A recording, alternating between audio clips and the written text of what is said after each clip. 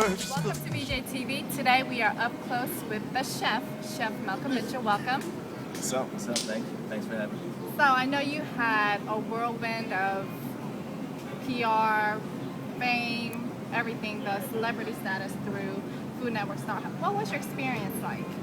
With the Food Network, yeah, they kind of make you feel like a star, even though you still have to go through the competition and win, and to actually be the next Food Network star to get your own television show. But with being with all those celebrity chefs out there, it was huge. It was definitely next level. It just felt, like that's where I should be at. You know what I mean? So being on set with all those stars and all those celebrity chefs, you watch them all the time on the Food Network. So it's almost like, yeah, I mesh good with them. I kind of blend in. Element. Yeah, it's kind of like, oh, this is where I need to be at. Right. Even though I didn't win the show, I told them when I left off, I said, I'm still a star. I'm just not a Food Network star now. And then Bobby said, yeah, you're not right now, but keep working. Yeah. So I'm working. So I know you received some criticism with, being the cockiest competitor, coming off as a little arrogant because of your POV. Right. What was that all about? Because it seemed like your POV was simplicity and soulful. Right, and so, the problem with that is that African American male using the word soul food, right, automatically you think soul food, but that wasn't my pitch. That wasn't my style of cooking. I learned how to cook from soul food, but I'm a classical French trained chef with a degree.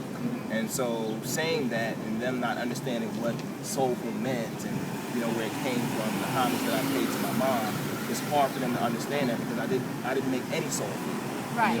I was all across the board with all types of cuisine, and that was just based on just me and my experiences in cooking and then how the challenges presented itself. So, me being cocky, I think, that's what a lot of the finalists were saying.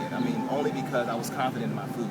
I didn't want to come off as arrogant and, just, over the top. Right. But I was confident about my food, and at a point I was like, this is who I am. I'm not going to change. Like everybody else, I thought on the show kind of like changed their POV as they were guided through their mentors. And, I didn't want to be stuck in a box. I just did me. And my whole thing was like, I'm just going to keep on doing great food. And if it takes me as far as it's going to take me, it is what it is. So be it. So Susie was a little bit, upset tough. with that. Yes, Tough. She was tough.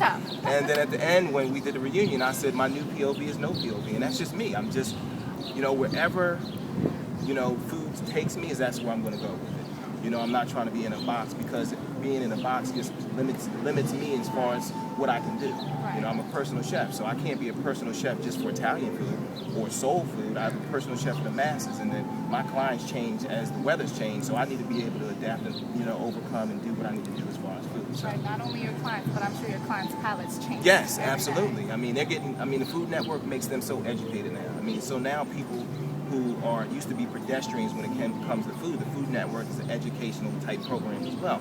So they're knowing a lot more. So I have to keep on reinventing myself, re-educating myself so I can stay above what my pedestrians and some of my clients are doing. So I need to know what I'm talking about when it comes to food. Let's go back to your whole philosophy of simple and soulful. Right. You were quoted saying simple is a new sophistication. Right. What do you mean by that? Because I don't think you got to take like 1,000,001 ingredients to make something hot and sexy. Something like, as far as fashion, you could just put on a basic shirt, basic pair of pants, and a tie.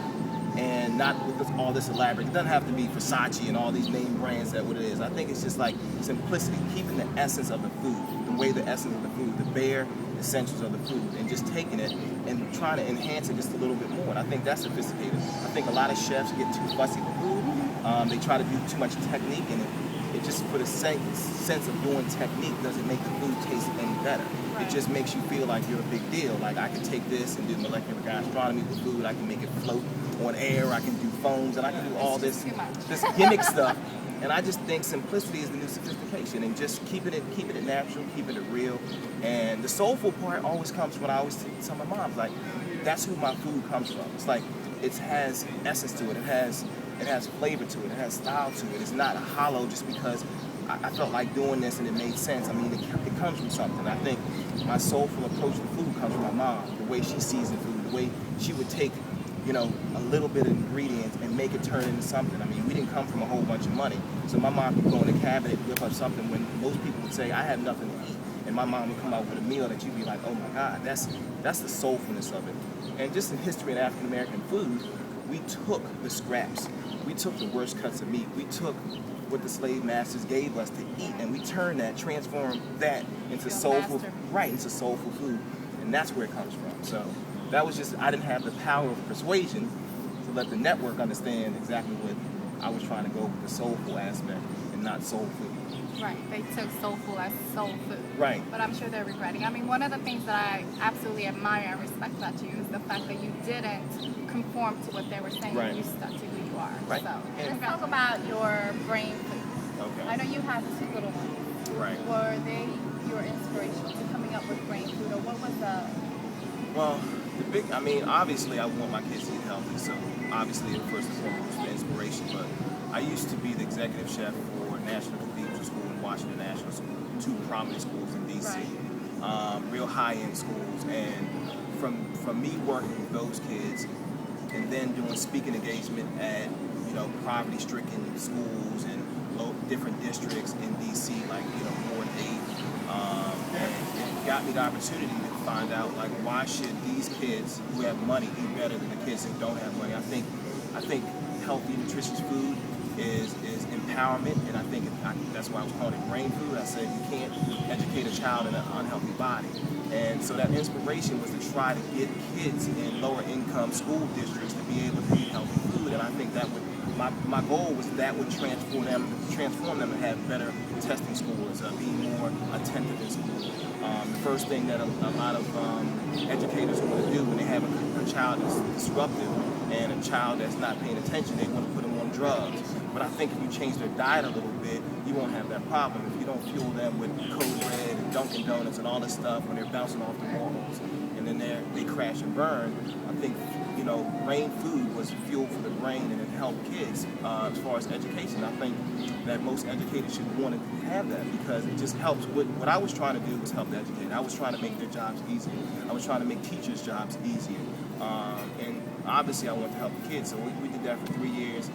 We were slated to do a pilot program in Washington, D.C., but Michelle Reed, she kind of closed down the worst schools, and that's the ones I wanted to take on. She shut those down, so I run my program to Prince George's County. I work with private schools, I work with a lot of Catholic schools. And then I did, Parks and Recreations in D.C. I did a lot of programs with them. Heart Association, Recess by the River, it's a program that they do 4 times out of the year. Sometimes we team up with the Nationals, the Washington Redskins. I do like cooking demonstrations to teach the parents how to cook for their kids and, and provide food for them. So it was a great program. We did it for 3 years. I still do work with schools, but I don't do it as far as administrative the program because I actually did the program. We did the lunch service program, but now I'm doing more about education, speaking engagements, and doing it. So I'm trying to motivate, parents to. So you have the fame, you have the celebrity status. I have fame. You have the passion for food. Right. Now you have your POV, which is no POV. Right. That's the new one. You have your philosophy. So what's next for you? I'm working on a few projects. One of the projects I'm working with is in Prince George's County with Peaches Cafe and Lounge. Consulting to open them up. We already actually opened them up, so I'm doing more of the back of the house, developing the menu, costing food, making sure they have what their point of view is. So I take what they want and kind of give them their culinary point of view. I'm working on a spot in Richmond as well, so we did letter of intent last week, so hopefully we'll be open sometime in like November, December in Richmond, Shockley Bottom area.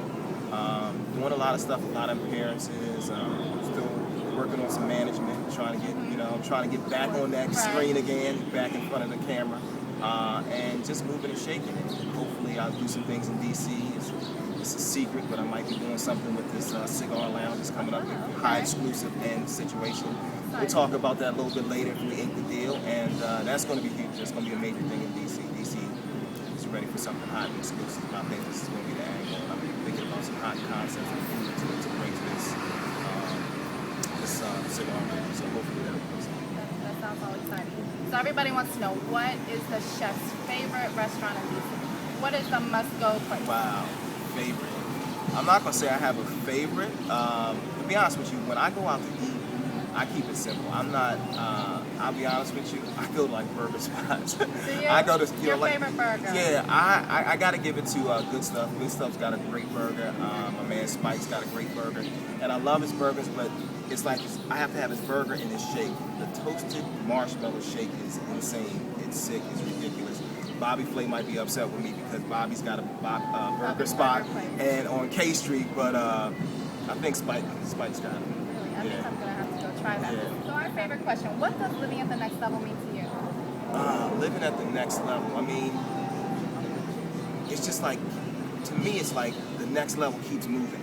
Right. Like, here's the next level as far as me being on the Food Network star, and now that's not enough.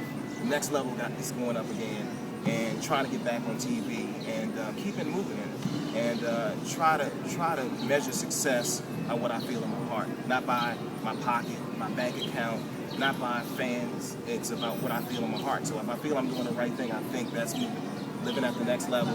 And so for me, that's what it's about. Keeping it simple, keeping it soulful, keeping it the new sophistication. That's the next level. Keeping it simple, keeping it soulful, and keeping it with the new sophistication. Well, thank you so much for joining us today. Where can our fans follow you with your new, upcoming endeavors, especially your spot down in Richmond? All right, they can go on mmitchellthechef.com is my website. They can follow me on Twitter, which is Chef Mitchell1, Facebook, Chef Mitchell. And if you want to call me up to 301-814-2433, and 2433 is for Chef, CHEF. So give me a call, shout me out. So hold up.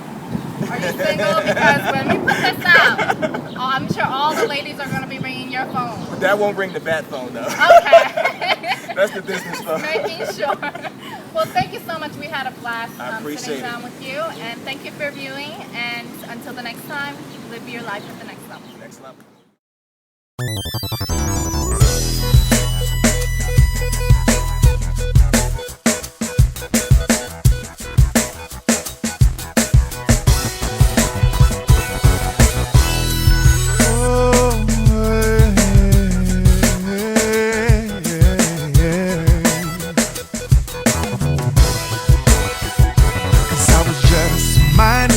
Business, baby, and there you were, just looking straight back at me. So girl, what's on your mind? Tell me what you think, please. Don't wanna assume a thing.